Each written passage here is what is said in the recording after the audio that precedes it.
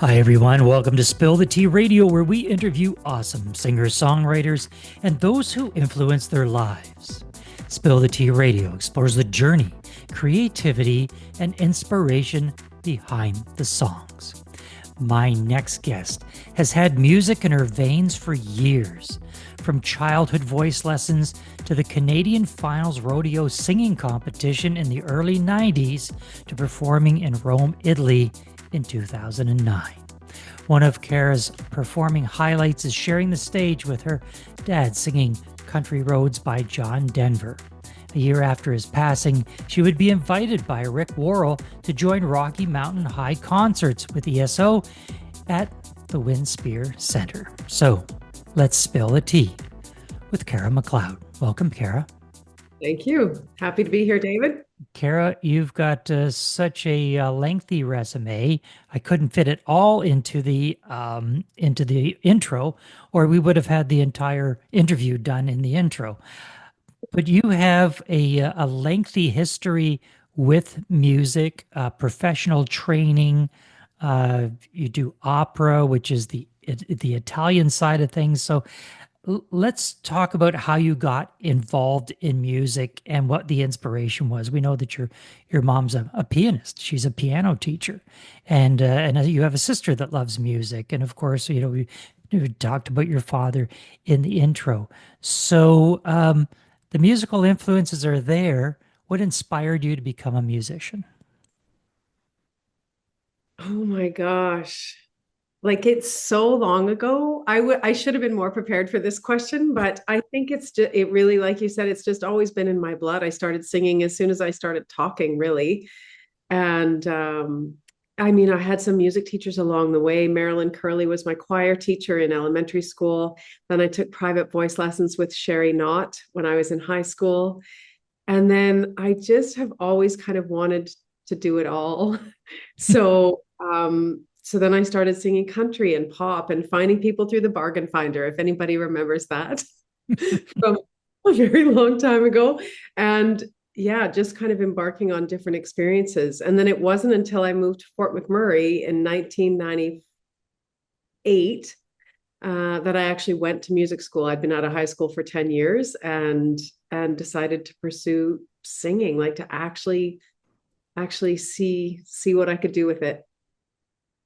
Um, Not too many people go to Fort McMurray to study music. Well, I it's have to certainly say. not okay. The program doesn't even exist anymore, sadly. That is not why I moved to Fort McMurray. I did move with my partner. Yeah. You have you've studied opera. You've performed in operas. You've performed in an opera in Italy, and but you've landed in the jazz genre, and you also sing country as well. Uh, People will hear all of those things and say, you know, one of these things is not like the other. As a matter of fact, the number of those things are not like the other, Kara. So how do you make that progression or that switch, or what motivates you to jump back and forth? Oh my gosh. Honestly, I saw this great Instagram video yesterday and it's posted on my Instagram and I can't remember the who said it. I mean a million artists have said it, but great music is great music no matter the genre. And I think I've always believed that. Even when I was taking singing lessons as a teenager, one of my first cassettes was Buddy Guy. I've always loved the blues. Um, and then I don't, and then kind of the progression into country, I don't really remember how that happened at all. Probably because we were just going to the bar and hanging out, and I was listening to these singers and watching these bands, um, and then really I fell in love with opera. My first teacher at piano college, Laura Glover, she loved opera, so I started listening to it, and it's just this. It's so challenging, and I love a challenge in Mhm. all things. But I just really for a long time after music school, I thought, okay, there's one way to do this classical singing thing. And it was to go out and audition, hope people hired you, um, in operas and with orchestras and kind of following along that path. And then honestly, in around 2020, um, I had a friend that encouraged me to start doing videos online. And so I did. And the things that I was capable of playing on the piano were more pop songs. So I could just chord along with it. I wasn't about to play an aria. I mean, I Mhm. did some backup tracks for those, but and it just reminded me of how much I love using my voice for all things. So and connecting with different people. The number of people who have told me in the last 20 years, oh, I don't really like opera, but that was good. Those are the best moments. I think, oh my gosh, yes, if you can connect with people in something that they thought they didn't like, oh my gosh, those are the best days of my life. You ended up singing in Italy Yeah. in an opera. How did you get that? How do you get that gig? Well, it wasn't a paid gig, but it was. So there's these real. It's very common to have these summer programs, particularly. I mean, there's conferences and programs for all kinds of musicians, of course. But there is a lot geared towards producing operas. So they will get students. So I applied from Fort McMurray.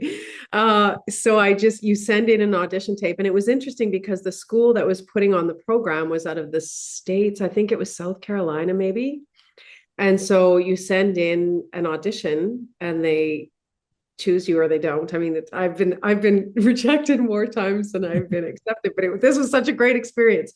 So you go there for 3 weeks and you rehearse just like a professional opera. We worked with a professional orchestra in Rome, and then we put the opera on with costumes, with staging, with the orchestra, and all directed by this director from the States. So it was all we were all students at the time.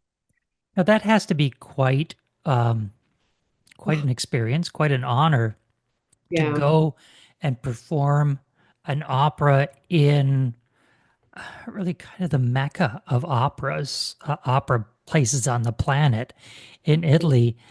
Uh, did you perform in English or did you perform in Italian? Oh no, in Italian. Yeah. So how's your Italian these days? I was going to say non c'è male. Not Non c'è not male. not too bad. I mean, I keep trying to. It's so hard when you're not speaking a language on a regular basis, but I have taken Italian in. I took Italian, French, and German each year that I was at Hmm. University of Western Ontario, just so that I could so that you get a feel for the syntax. And even 1 year is not enough when you don't speak it over the years. But it gave me a really good base to learn kind of the idiosyncrasies of the language and the grammar and that kind of thing. You come from an entrepreneurial family. Your parents had an HVAC company. You didn't start out as a always as a singer. You had a short stint as a legal secretary, and you have an interesting story about how you even got that job. And I'm not sure if it's indicative of how you get a job in Alberta, but tell us that story. I don't know if this would happen anymore. This was a very long time ago, but I was working with my parents at their company. And it was kind of time for me to go. I was in my early 20s and I was at the gas station, at the Shell gas station. And of course, I was dressed up because my dad and I had a meeting that day. So I was standing at the cash register and a gentleman came up and said, I can't remember exactly what he said, but basically, are you looking for a job? And I said, yes. And he said, I'm a lawyer. Here's my business card. And probably within a couple of weeks, I was at his office working as a legal secretary. Kara, tell us how much training did you have in the legal field at that point? I had no training. I did a year of law in high school, but I probably didn't do very well because I skipped a lot in high school. So, no, I had no experience. There are No. legal secretaries across the country cursing you at the moment. Well, Where is that gas station? I want to go get a job. hold on a sec. So, yeah, so I was a good typer though. Um, but fast forward when I was a legal secretary for the next lawyer. And part of the reason I went to music school at all was that I was not happy at that next law firm. And he handed me a calendar for the local college. And he said, "You don't know enough about the law. You need to go to school and you should take this legal secretary course." And of course, now knowing who I really am, I was like, what? Go to school to be a legal secretary? No. But I did notice while I was looking at the calendar that they had music. So that's when I went back to school or went to school. You mentioned a couple of music teachers that you had along the way, and you remembered their name instantly. You smile when you talk about them. What was it about those teachers that you found most memorable? What did they mean to you? What did they bring to your life and to your career? Oh, oh, that makes me kind of tear up a little bit. Well, it's the passion with which they taught. It's how they cared for their students. It's how knowledgeable they were. Um, and it's funny, I connected with both of them years and years after. One of the first recitals I did in Edmonton when I moved back after university, my first singing teacher was there, Mrs. Curley. And then I ended up adjudicating the music festival in Medicine Hat and seeing my teacher from high school. And we haven't been in touch now for a couple of years, but we are still kind of in touch. And I just think, yeah, they just sharing what they knew with such open hearts and with such hard work. When we meet people that have an effect on our lives, we tend to emulate them along in our career. You now teach vocals, and as you mentioned, you adjudicate as well. So, what did you take from their styles that you use in your current teaching today? Well, quite likely, particularly for my teacher that I had in high school.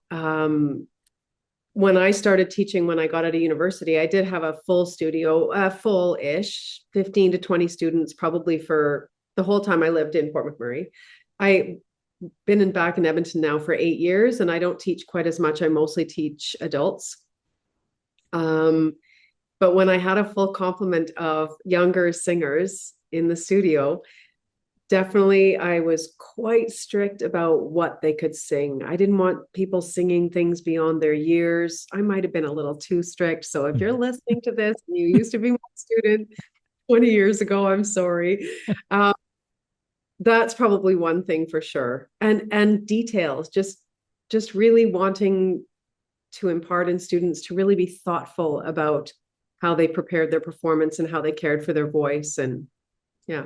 Let's get into one of the songs that Cara wrote. This song was released in 2023 and co-written with Jeff Hendrick, Karen Diane Larkin, and Thomas Brabeck. Let's take a listen to singer-songwriter Cara McLeod and her song, Serendipity.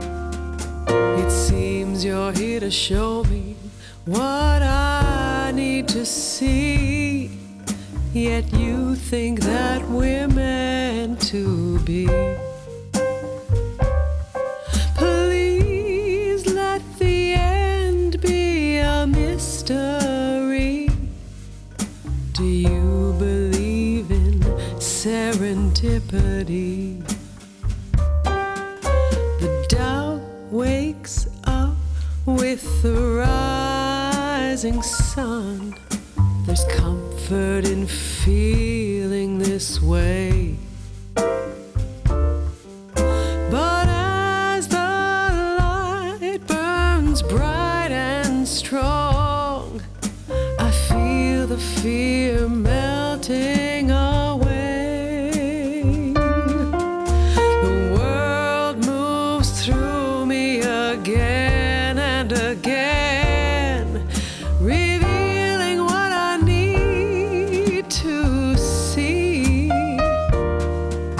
reminding me what I need to feel, and reflecting who I need to be. The magic of the moon enlivens me. She ignites my curiosity. Dare I say yes to the light and the dark? Love is here in the mystery. It seems you're here to show me what I need to see, yet you think that we're meant to be.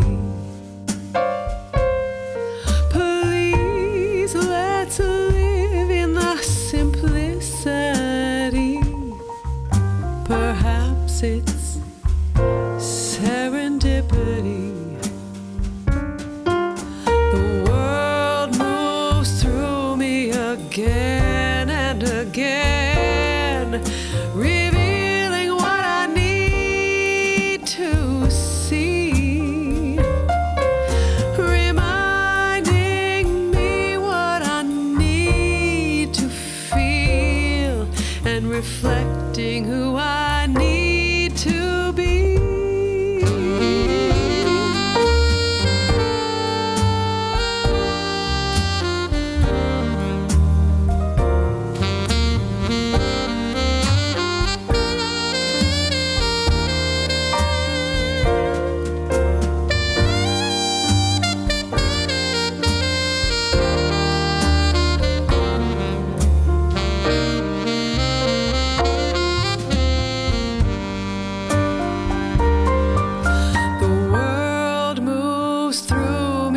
Again and again, revealing what I need to see, reminding me what I need to feel, and reflecting who I need to be.